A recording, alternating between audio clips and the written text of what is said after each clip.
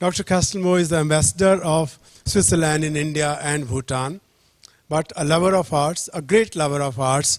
I think after many, many decades, when we have Octavio Paz and we have, Dr. Castelmur, he's been going to all the biennales, triennales, all the openings of individual openings, and he's very much loved and respected in the art circles of Delhi, and rightly so.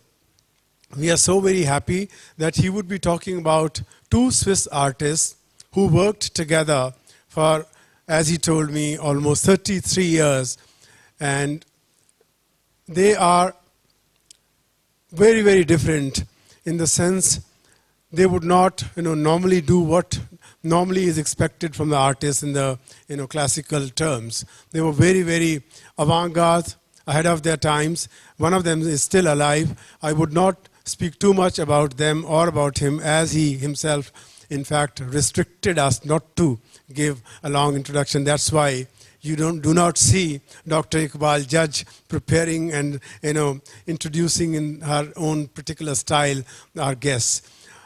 I'll invite Dr.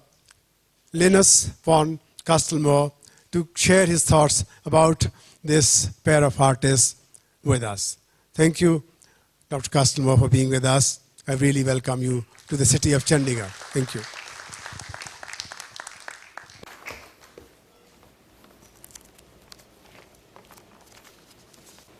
Good evening, ladies and gentlemen. Good evening, dear friends. I'm very happy to be with you in Chandigarh, and thank you very much for your interest in what is probably an experiment for you, but also an experiment for me. And I hope that the title I've chosen naively and ingenuously on the tipping point has nothing to do what India politically faces today, and I hope it will have nothing to do with my future career. So thank you, and to stay with me.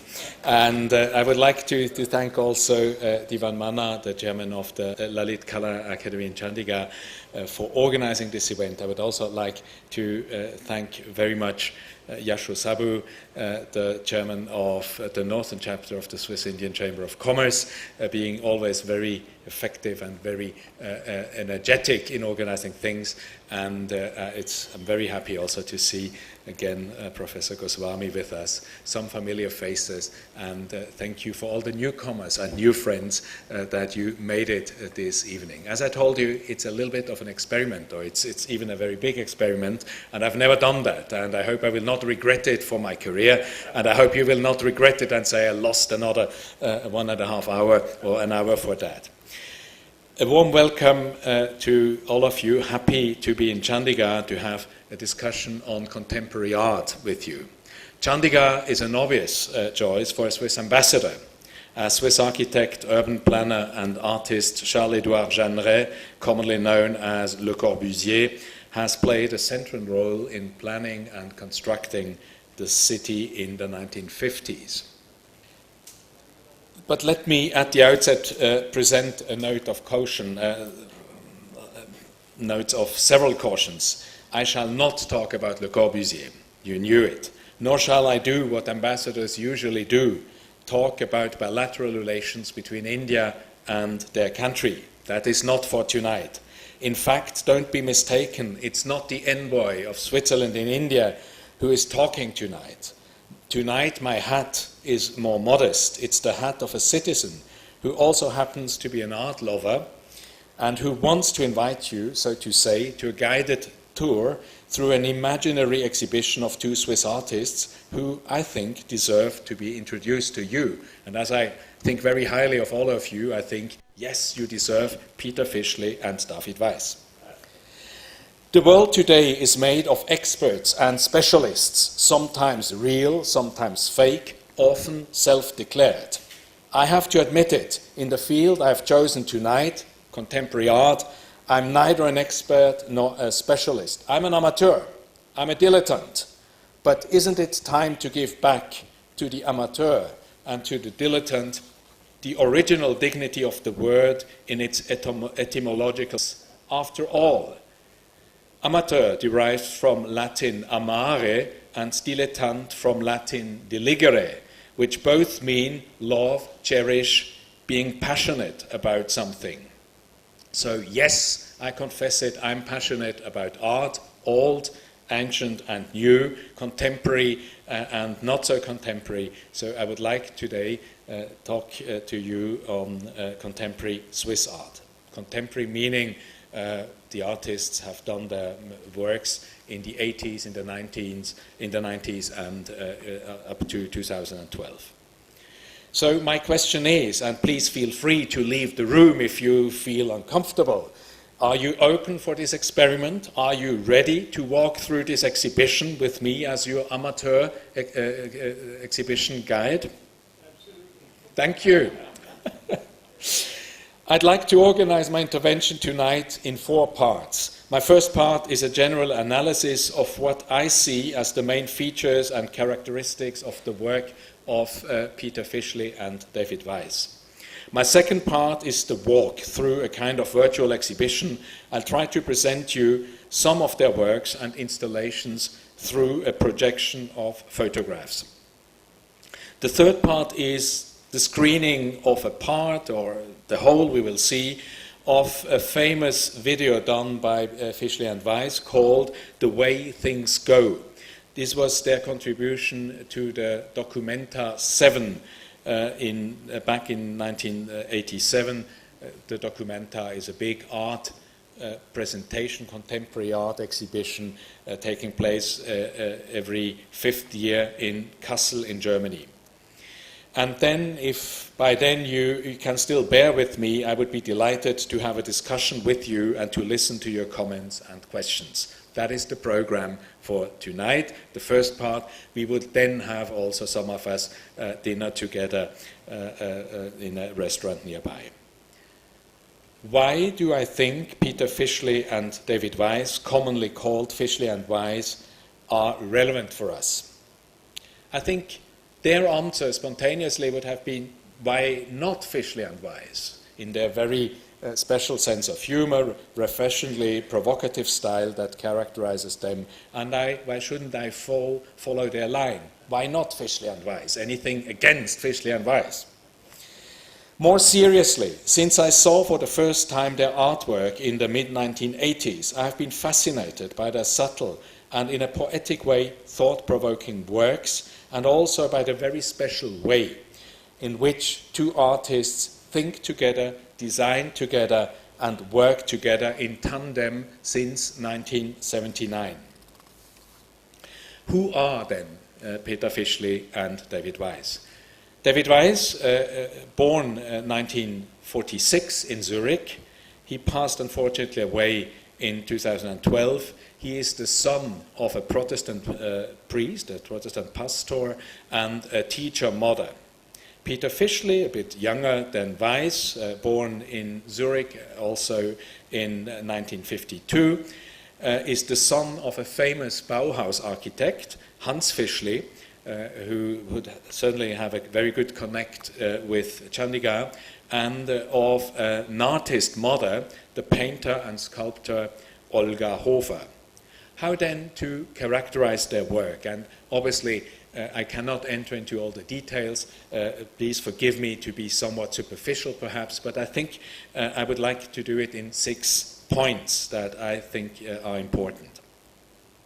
First, they come from a family background we call in German Bildungsbürgertum, which means the upper middle class, very well taught, very well educated, very bourgeois people in well-off, not rich, but well-off people with a good cultural background and baggage. I mean, they knew traditional art and all that. They had a literary culture, they had a visual culture. People, very respected people. At the same time, both the parents were intellectual,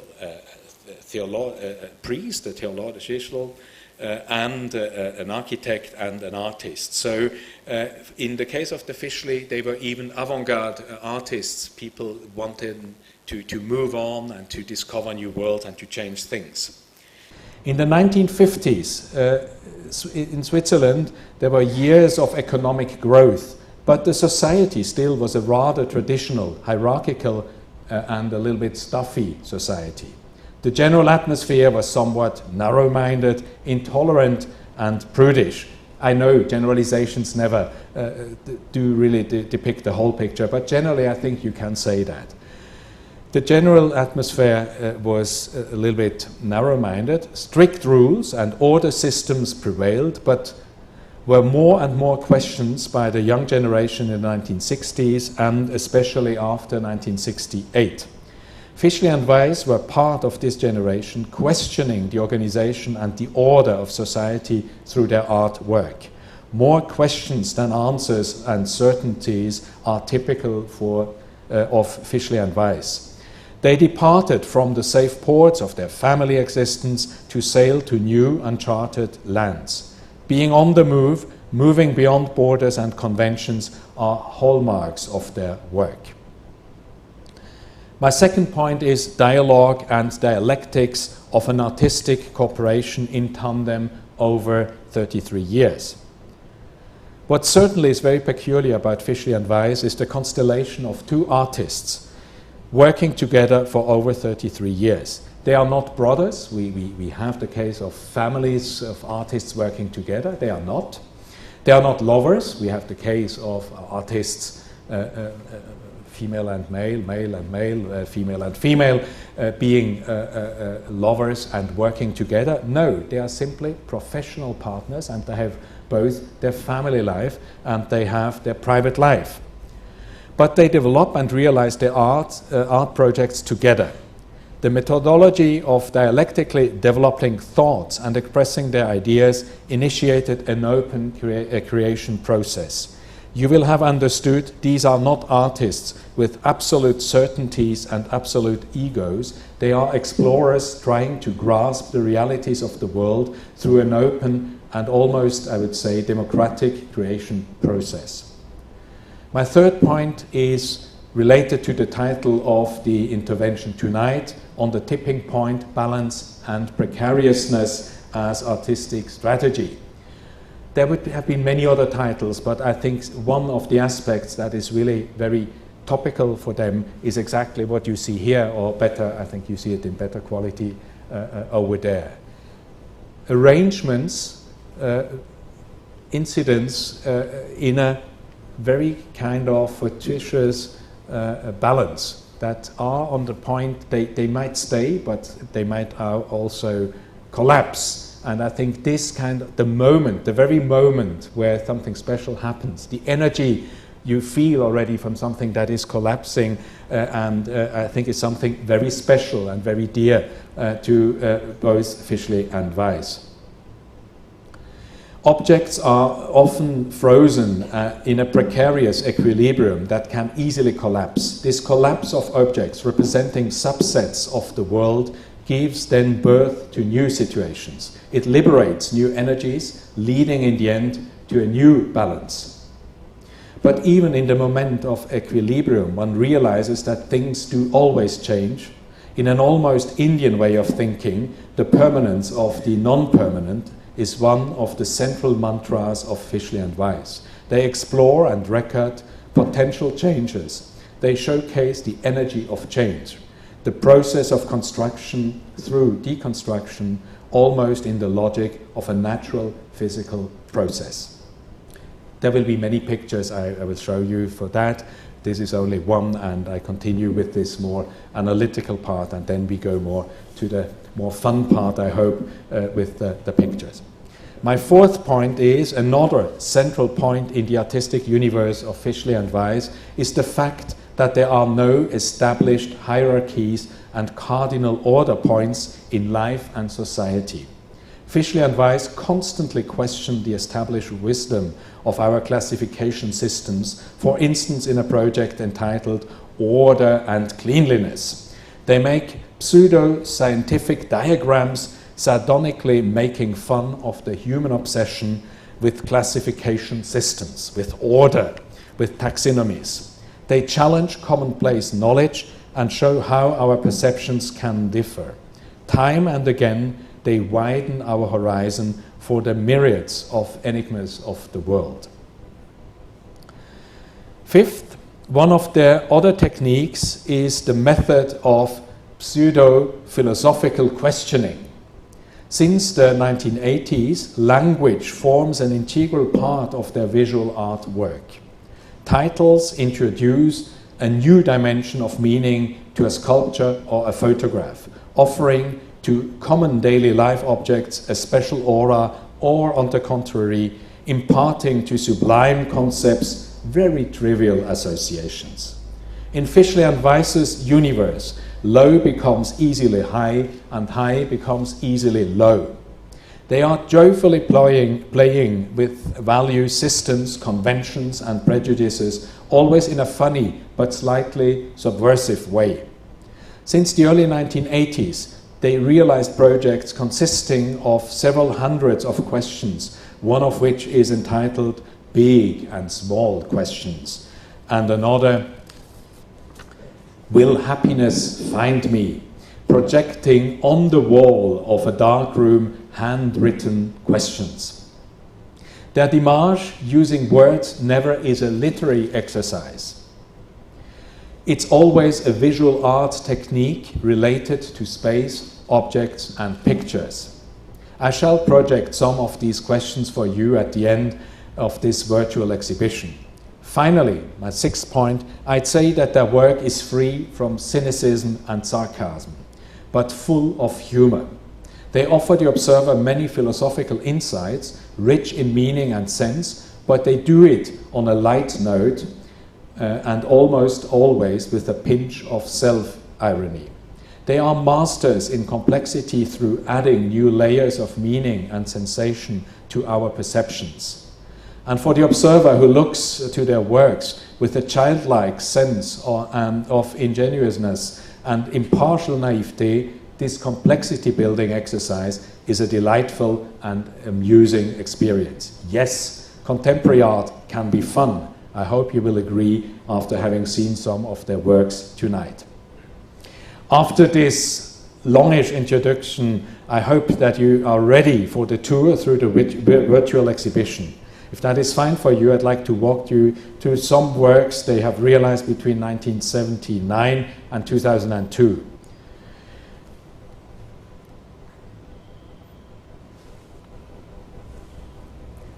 These are the artists, I think, around 2009, I think in an exhibition in Italy.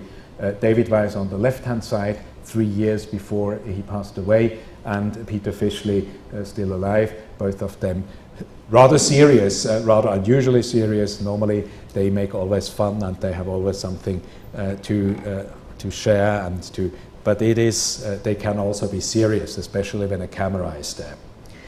I would like to begin with a series which shows already the kind of color.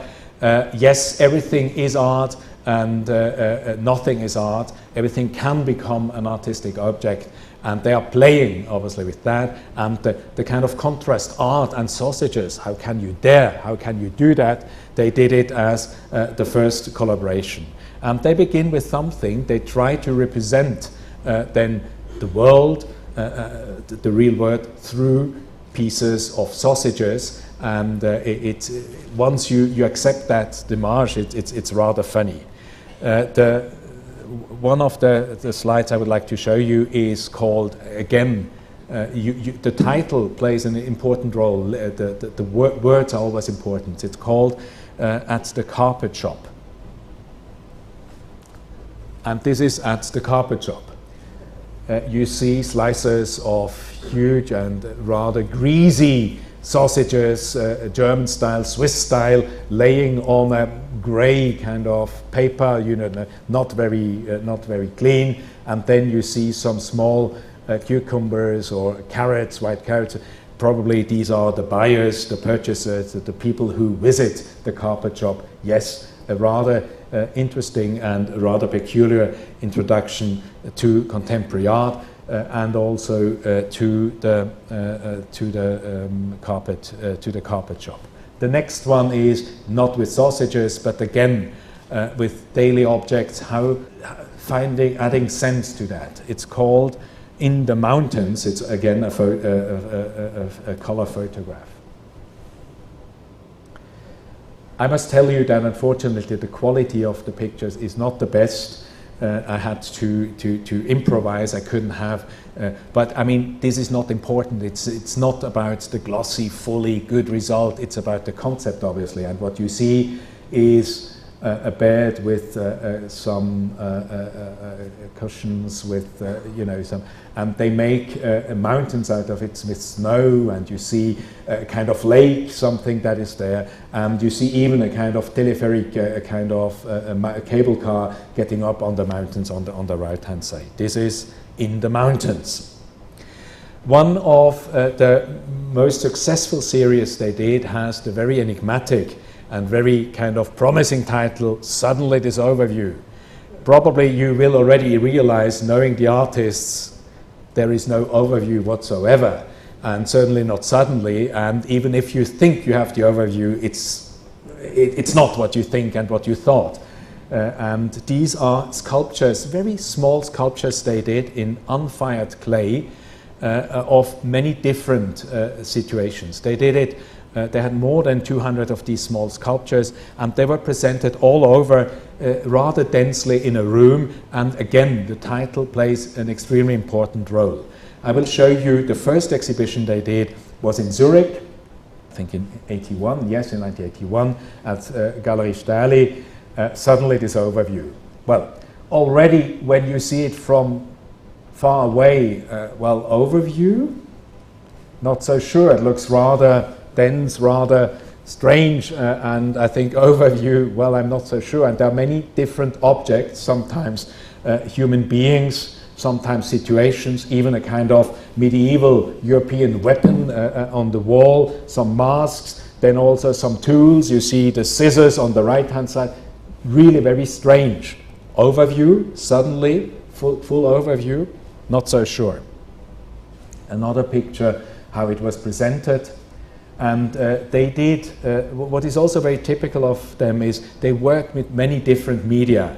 It's photography, it's film, it's art books, it is also sculptures with many different materials, but it's never the kind of high-end polished marble sculpture of the Italian Renaissance. It's always something, done by amateurs, you would say, by dilettantes, and it's a bit strange. It's again not high art, obviously, but it's conceptual art, and it's playing with our perceptions. The next one is something that, unfortunately, the picture is not entirely, is a little bit blurred. It is, it's a football field. You see it, and you see probably 11 and 11 people playing, and everybody says, why is that? And then they add something very particular. They say, shortly before the deciding goal in the World Cup final, Germany versus Italy. I do not know when it was. And, well, that you cannot see. So this is a completely new dimension they add. And you say, well, my grandson of 12 could probably also have done that. Yes, but he doesn't do that, obviously, because he does not think that. And they are always interested in the kind of perception that is there. Nothing spectacular, but overview, well, they pretend overview. The next one is a funny one.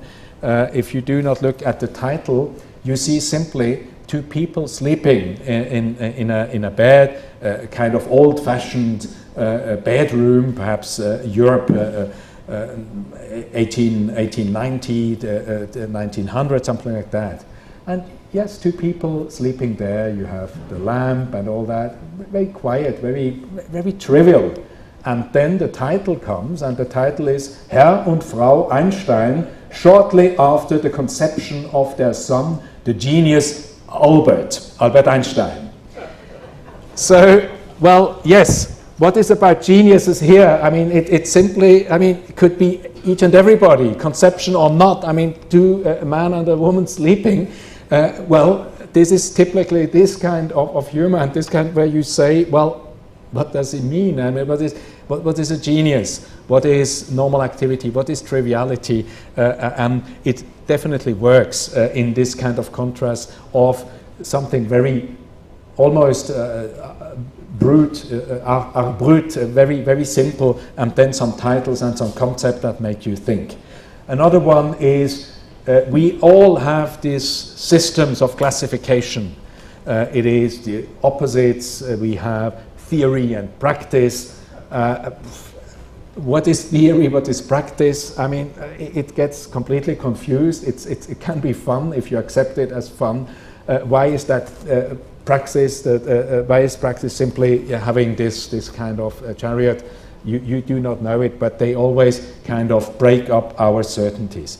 Another one is Dr. Hoffmann. Dr. Hoffmann is the inventor of LSD, and when he found it, we see him riding a bicycle, and he is a little bit high. Apparently, he looks. And Dr. Hoffmann on the first LSD trip. Again, something very trivial, could be everybody, but with this reference, like the genius, the conception of Albert Einstein, here it is the first trip of Dr. Hoffmann. They add something very peculiar. There is also a very nice one, I couldn't have it here, which is called Mick Jagger, and I do not remember his partner, composing and recording "I Can Get No Satisfaction," you know, the Rolling Stone hit, and the title is Mike Jagger and XY going home satisfied after having recorded "I Can Get No Satisfaction."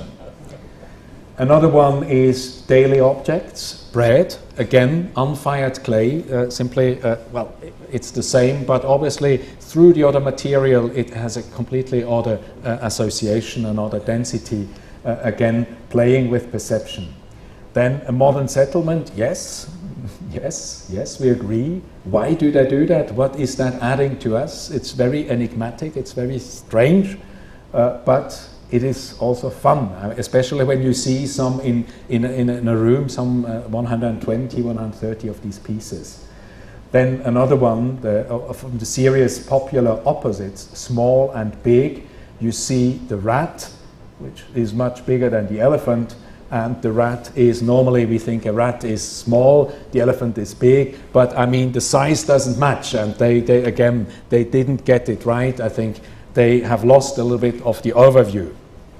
Another one, strangers in the night, exchanging glances, again a little bit blurred, but you see a lady, a man, and a kind of atmosphere. Something very banal, something very trivial, a highway, Autobahn in German.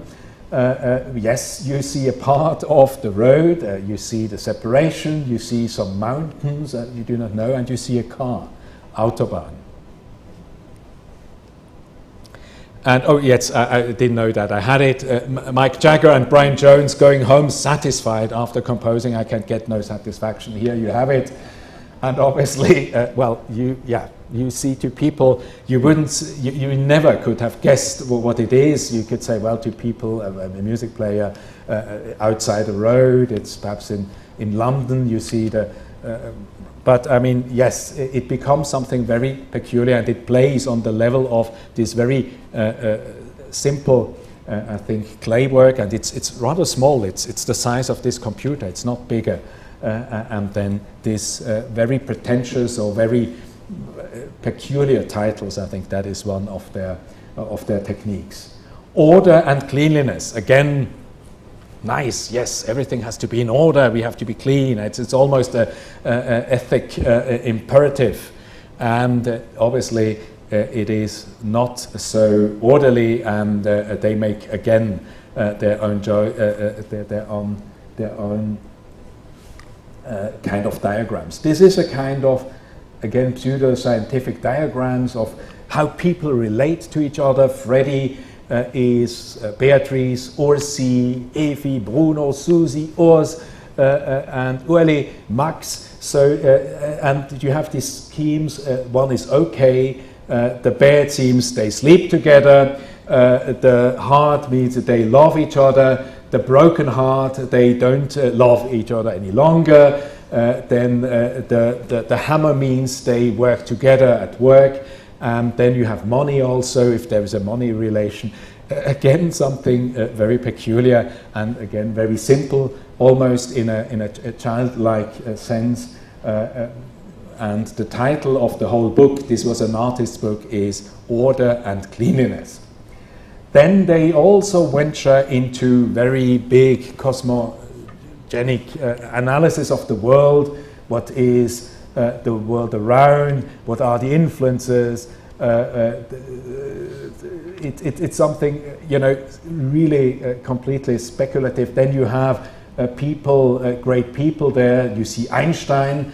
Einstein goes together with Christian Dior, who is a fashion designer. What do they have? Albert Schweitzer, LSD, Steiner, Kierkegaard, Hölderlin. So a kind of system of ideologies, of thinking, of philosophy, and well, they do that and make fun. The two authors himself, they portray them like this. The two authors, one is the bear, one is the rat, and the other one is the bear. And they did also 2 movies about that, some very philosophical movies. So yes, something that is it art? Yes, probably, because many museums, institutions, and art critics think it's art.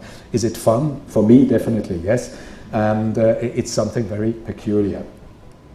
Again, this kind of diagram with, they were very young at this time, orgasmus in the center of the universe, then you have material, then you have sentiments, then you have the beast, the human being, technique, and all that. I mean, really something, they don't mean it, but they want to provoke, and they want to make fun in a gentle way of all our classification system when it gets too boring and too perhaps too serious. Another work is called Quiet Afternoon. Again, a very poetic title. And Quiet Afternoon is the first series where they work with this kind of equilibrium, very precarious equilibria, and then with very strange objects. This is the one we see here. We have chosen 2 chairs, a kind of food pot, then a Coca-Cola bottle, and a pipe of box paper, I think, and all together. What does it say? Yes, it is in an equilibrium. How long can it stand like this?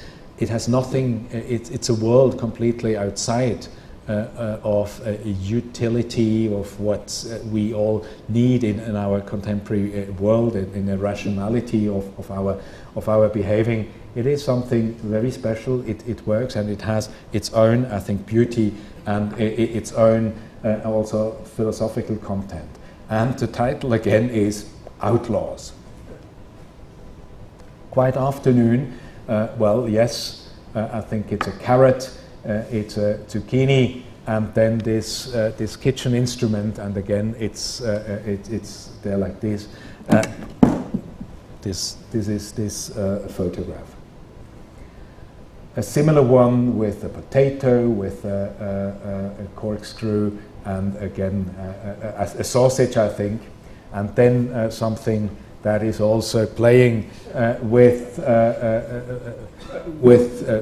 perhaps male obsessions, sexual obsessions. It's called flirtation, love, etc. They have a similar one that is called the masturbine, where you have the idea of the turbine of masturbation and of something that is, going around.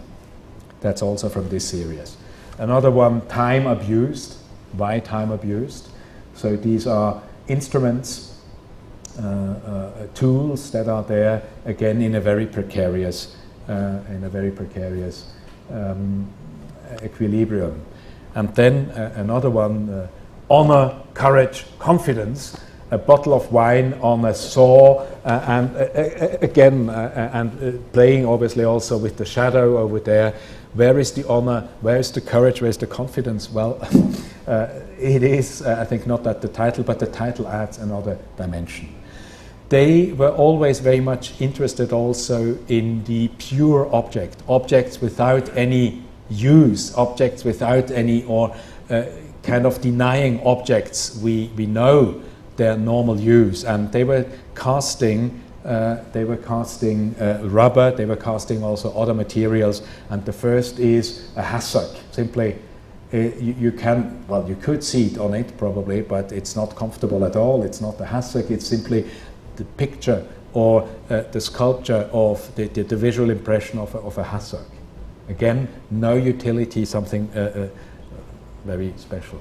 A record, but you cannot play it. I mean, what will you do with that? What does it learn with? Yes, there is the hole in the middle, but I mean, this is simply an object out of rubber. They did then whole installations also of interiors. This is one at Rotterdam where they do, this is not in rubber, this is in polyurethane, and they have tires, not tires, they have the different objects, the sofa, the armchair, again they're working with that. They did another series, they are big travelers, and they are working very, very slowly. It takes a long time, and they have one project a year, and they did something on what is the visible world, what do we see, and they did 3,000 small format photographs, and they did a huge installation, and you have a broad mixture again of daily life scenes in many different countries, and with the ambition of rendering the world visible and in adding many layers and many complications. See, these are some of these. So you have kind of Mexican landscapes, then you have a Finnish or Swedish winter landscape, then you have, is it an Asian city? I do not know. Then you have some glaciers, then a tropical river, and a mountain sea, something. This obsession of making pictures, discovering things, and then to bring them together, again, not in the sense of a classification, but really pell-mell or all together. It's very typical for them. Big city, a Japanese stone garden, probably in Kyoto, but it doesn't matter, could be everywhere. Is it Ayers Rock in Australia? I do not know. I mean, many things simply together. They presented it in New York. These are pictures 9 by 13 centimeters, you know, the normal pictures we did before the digitalization of the images. And it was in a huge room on a very long table, I think something like 20 meters long, and you had that, and that was the whole exhibition. Here they do something again on more on a kind of classification, but it's not about classification, it's about different feelings, different perhaps takes on the same kind of subject or object, the pyramids, and then a city landscape again. Here again a kind of Mexican landscape, and they have all the different shades and all that, and it's all about the complexity, I think, of the world, the beauty of the world, but also a very trivial beauty. It's always also very easy. They, as big travelers, they were fascinated also by airports, and they felt very often at home in airports, and they were taking a lot of photographs in airports. So they did series this time. That was the end of the 80s, beginning of the 90s. This was the XXL photography age, where it was very, you could for the first time produce very big photographies. And so it's not XXXL, but it's XL. So they tried to do big photographs on airports. All the peculiar situations of airports, technicalities, the emptiness also, perhaps the loneliness, but also how people work. Airports and they are, I think, in many ways very artistic photographs in many different settings.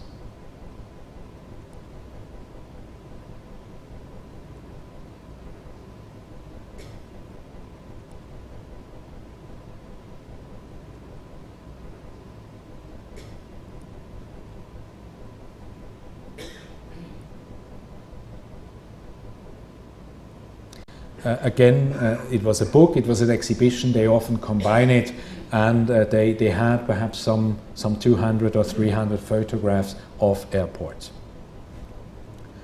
Another kind of fascination they had is again something very almost childlike. There were, when you play with things going around. If you have I do not know how you say it in English, if you have something that is turning around its axis, and if you put something light on it, then you get beautiful kind of pictures. Surli is a kind of Swiss word, a Swiss German word saying something. Surren, it's an onomatopoeic. It's something that is turning, and they did then these kind of slow dissolves light projections. So it is, you have to, you see it's not a film, it's not a movie, but you see this kind of, again, it's order, yes, there is an order, but it's also a lot of, perhaps of coincidence and of arrangement, obviously. And it has a completely different kind of aesthetic appeal than all the other things they were doing. So it's also very broad, what they are interested with.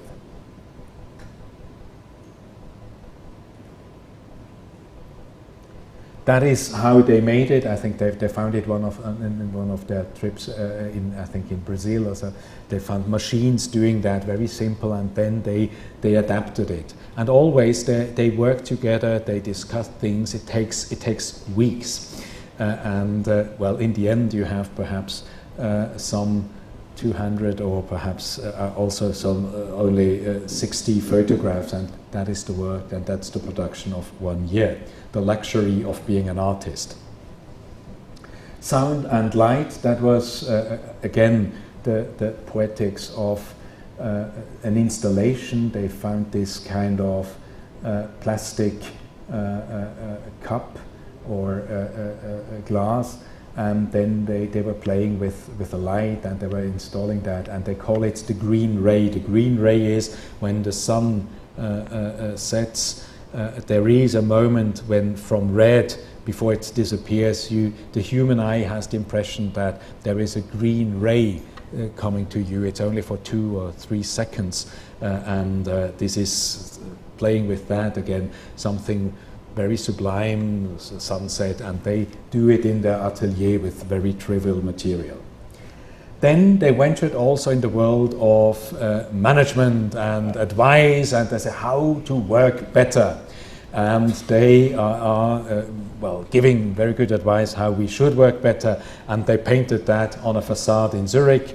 I think it's not protected. We could have it also. We are thinking of doing that also in the embassy for having a better working climate and having better experiences. But again, obviously, it's only half serious, and I think when you see it, it's nothing spectacular. They are never aggressive. They never say, look, stop your bullshit with, capitalist kind of working methods. We do not like it. But it has always a very small irony in it, and it is fun.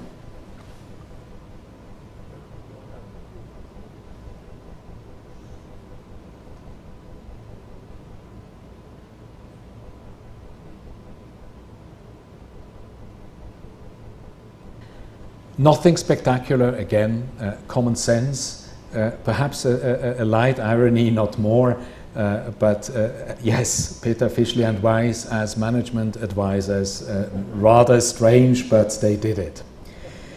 They are also very much interested by what is going on around them, and it's not the non-exotic, and if you observe the non-exotic, the very familiar, if you observe it in the end, and if you have the right view on that, the right observation, it can also become exotic and interesting. So they were really spending days and nights wandering around, traveling around Switzerland and around Zurich, and Zurich is a small city, some 500,000 inhabitants, and simply documenting the city, trying to understand, to have a new view on that, and to discover a new poetic situations. Again, a project that ended in a book, and yes, different seasons, different buildings, something very normal, nothing spectacular, no human beings visible, very typical also for kind of Swiss suburbia, I think less probably for Indian suburbia, But yes, you have traces of humans, and the houses are done for humans, and I think it's a very poetic reflection on our dwellings, our society, how it works, what works well, what works less well, and yes, these empty suburban landscapes.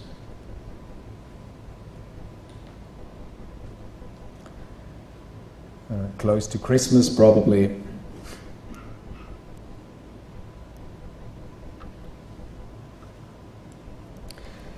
They were invited in 1995 to do to be the artist. They were chosen to be the artist for the Swiss Pavilion for the Biennale in Venice, and they did a huge kind of compilation of 96 hours of videos on 12 different monitors. Again, some very trivial situations. They were driving around and observing the world, especially I think all was in Switzerland. So a kind of images, a portrait of Switzerland they did, very difficult to grasp, and you never can see the whole picture. Nobody has seen it, the whole 96 hours, it's not possible, and people were going around, and still I think there was a very special atmosphere. We can obviously not render here. So you see, well, a kind of lake, a striptease dancer in a nightclub. Then I think this is a cheese making in a huge cheese factory. At the dentist, it's not very clear. The picture quality is not good. Yes, at the dentist, yeah, a tunnel, driving through a tunnel, and then a dog looking through bars and this is, I mean, all these pictures were then kind of again blurred, and then come new pictures. So it's a kind of, again, the story of the world, the story of Switzerland, seen by the two artists. They have also done something very special, very peculiar. They made a garden installation for an art exhibition, and the garden stayed there for 3 months, and one day these were the picture of the garden. This is their artwork. They were invited to do that for a sculpture exhibition. Again, something very unspectacular. Is it art? Yes, probably. People think it's art. They claim it's art. But it shows the width of their thinking and of their work. The second last work I would like to present to you is Will Happiness Find Me, which is a projection of I think over 250, 300 questions on a wall in a dark room.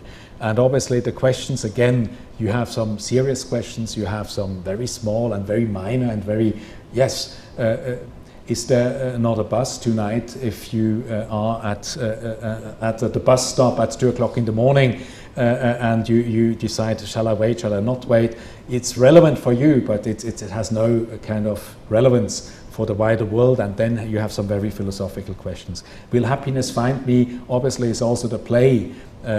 In German there is a saying, you are the one who is responsible. Happiness is all in your task. You must create happiness, and they say, no, happiness, will happiness find me? I'm here, happy, here, come to me. So this is this kind of thing. And this is how it worked. So this in German now, you see there is a bed, it's a kind of bedroom. That was one of the installations I did.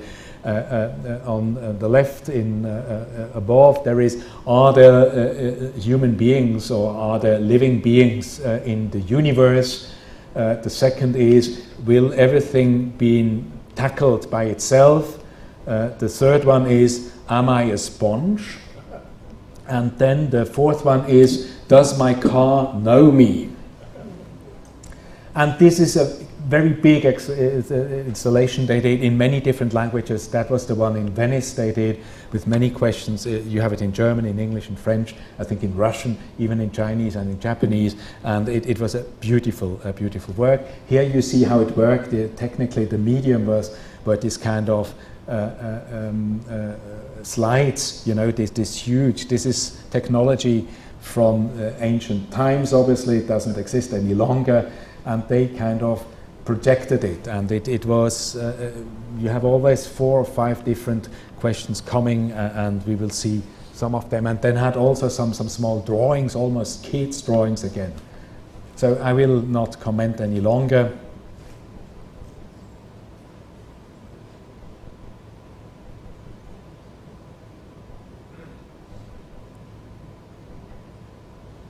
Why is my blanket so heavy? Good question.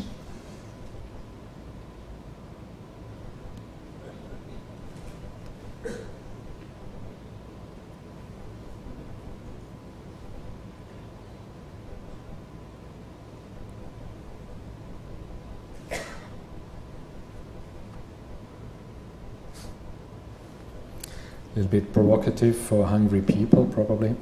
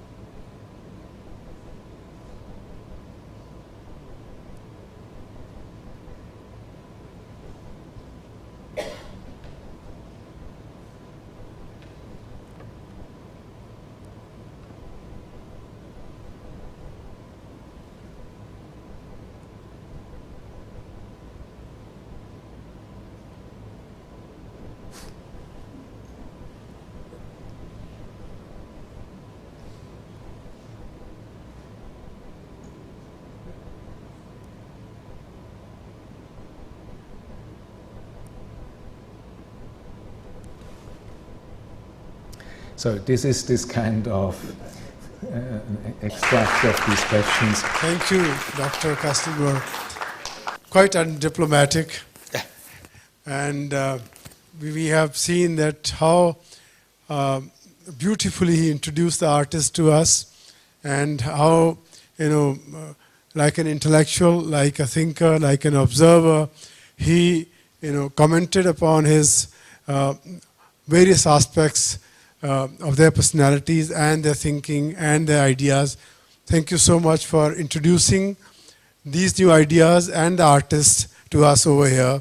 It goes back as if we are seeing the unfolding of the universe, of the creation of the universe, of the many ideas the human beings are still struggling with even today, and we are probably never going to kind of have an end to this, as he was describing while we were sitting together. Thank you so much for this artistic intervention to the Lalit Kala Akademi. I'm so very glad, so very thankful, and so very happy that you chose Chandigarh to introduce these artists in such a, such a sublime, intellectual, informed manner, the way you did, quite unassuming of a diplomat of your stature. And we all know that Swiss diplomats have always been of the highest kind of caliber and order. And the Swiss have been very particular in sending their people, who are kind of their top to this country. But having seen this aspect of your personality is something of a revelation. I'm sure that you will keep introducing this artist or many more artists to this world in this very manner. Thank you so much. Now I would request Professor Goswami to kindly share his thoughts with us. Thank you very much. I'll not take very long. It's been a long but a delicious evening. I'm sure many of you have heard of a great Belgian artist by the name of Peter Paul Rubens. Rubens, early 17th century, was a painter but also a diplomat. He was an ambassador to the court of Spain for a while, and once somebody went visiting him and he was painting in his garden. So somebody did not know that he was also a painter. He only thought, he says, oh, so Mr. Ambassador is also a painter. He says, no, Mr. Painter is also an ambassador or something like that. So Castelmur is of that particular category. Whether he's a diplomat or art critic, it will be difficult to decide after this particular evening. Both, I'm sure. But what I'm very struck by is the manner in which, as Divan said a moment ago, there is an undercurrent of very subtle humor with which he introduced the theme and allowed us to enter the world of Fischli and Weiss. I have a lurking suspicion the way he enjoys their work, that there may be a team of Fischli and Castelmur not too distant from now. In any case, a couple of thoughts come to my mind looking at this wonderful, wonderful film by Fischli and Weiss. Somebody had said once a long time ago, there is no such thing as art. There are only artists. What artists do makes what art is. And I think that's amply proven and demonstrated by the film that we saw a short while ago. What is it? What are they trying to do? What is really happening in this? Is this a critique of our world? Is this a comment on science and technology? Is this the way we are all going to end this world, this particular universe, and so on? Who knows? Yeah, I think it's much more than fun. It is certainly fun. But there is this undercurrent of seriousness, philosophical thinking, and of making us ask the kinds of questions they must have had in their own minds. And that is what art essentially does to my mind, provokes us and makes us, in a certain sense, what we call in Urdu, shaur jhanjodna, I mean to provoke your consciousness and make it ask questions. This shaur jhanjodna, this ability of the artist to get under our skin and makes us wonder what is it all about, is something that Fischli and Weiss, I think, do successfully, remarkably well. And I'm very grateful that I was a witness to this. I've seen this film a long, long time ago in Switzerland and had thoroughly enjoyed it, but I've forgotten nearly half of it.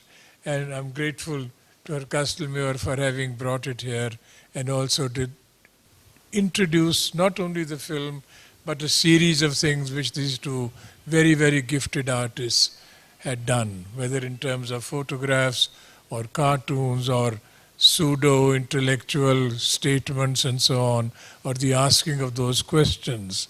Does my car recognize me and things like this and so on, like that. May I say how grateful I am on behalf of the Lalit Kala Akademi to Herr Castelmur and through him to the artists who created this extraordinary world, seemingly ordinary, but extraordinary in its own sense. Thank you very much, Herr Castelmur, and thank you very much, Divan, for this. Thank you so much, Dr. Saab. You don't really have to say through the Lalit Kala Akademi. You are a patron of the Lalit Kala Akademi, and you, in a way, the owner of the Lalit Kala Akademi. Lalit Kala Akademi, in fact, is nothing without you, and we are so very lucky and fortunate that you are amongst us and you keep blessing us with your ideas and your thoughts and your all kinds of help and assistance in whichever way we request you to, and even without asking. Thank you so much, Dr. Castelmur. Thank you for your interest and thank you for staying so long with us. I think I appreciate very much.